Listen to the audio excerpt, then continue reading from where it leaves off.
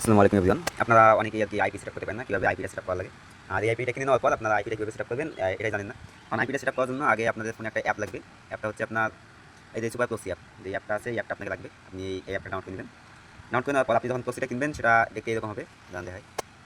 আপনি যখন প্রক্সিটা কিনবেন সেটা এরকম দেখতে হবে। এখান থেকে আপনাকে দেখবেন যে এখানে যে আইপিটা নেওয়ার পর দেখবেন যে এরকম আছে। তারপর এখান থেকে আপনি এখানে এইচটিটিপিটা হচ্ছে আপনার এখানে আপনি যে 77778 এখানে আগে দুটো ডট আছে, ডট দুটো কেটে দিয়ে এটা আপনি একটু নিচে করে দিবেন। নেওয়ার পর আবার এখানে 77778 এর নিচে আবার যে দুটো ডট আছে দুটো আবার কেটে দিয়ে আবার একটু নিচে করে দিবেন। নেওয়ার পর এদিকে দেখবেন যে এদিকে আপনার একবার শেষে আরেকটা ডট আছে, এই দুটো ডট আছে। এই ডটটা এখানে আপনি ডটটা কেটে দিয়ে এটা আপনি নিচে করে দিবেন। এরকম করে নিচে করে নিয়ে আপনার আইপি ইউজার নেম আর পোর্টস তারপরে আপনার সার্ভার সবগুলো বাইরে হয়ে যাবে। হয় আইপিটা আপনি কীভাবে সেটআপ করবেন, এখান থেকে আপনি আগে যে ইয়াটা আছে সার্ভারটা আছে আপনারা এই সার্ভারটা কপি করে নেবেন। এই সার্ভারটা কপি করে নেওয়ার পর আপনি সুপার প্রক্সি অ্যাপে যাবেন। থেকে আপনারা এরকম দেখাবে, এখান থেকে আপনি অ্যাড প্রক্সি যে বাটনটা আছে এই বাটনে আপনি ক্লিক করে দেবেন।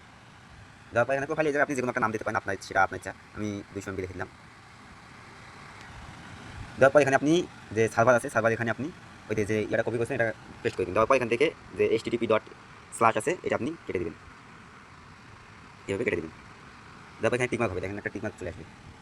এখানে টিকমার্ক চলে আসছে। এবার আপনি নিয়ে আসবেন পোর্টস যে 77778 যেটা আছে 77778 এটা আপনি কেটে কপি করে দিবেন। নেওয়ার পর এখানে পোর্টসে যায় এটা পেস্ট করে দিবেন। দেওয়ার পর দেখবেন যে এখানে টিকমার্ক আসবে। এখন এখান থেকে আপনি এখানে যে নন বাটনটা আছে এখানে ননে আপনি ক্লিক করে দিবেন। এই নন বাটনটাতে আপনি ননে ক্লিক করে দিবেন।